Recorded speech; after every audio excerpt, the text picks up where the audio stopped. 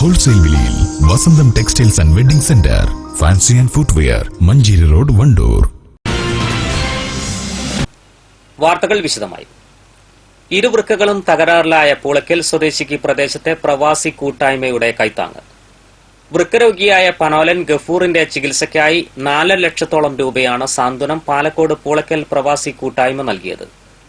പ്രവാസി കൂട്ടായ്മ ഭാരവാഹി എം ഷഫീഖ് സഹായം കൈമാറി.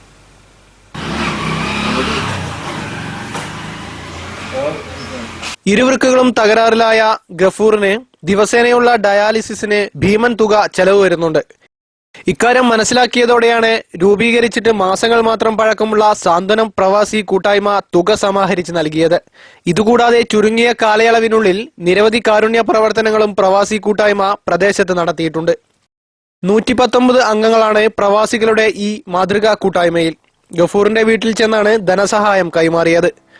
പ്രവാസി കൂട്ടായ്മ ഭാരവാഹികളായ C Mustafa, K Jaleel, Paduppungal Sakeer, C Muhammad, C Haris, Shihab തുടങ്ങിയവർ നേതൃത്വം നൽകി.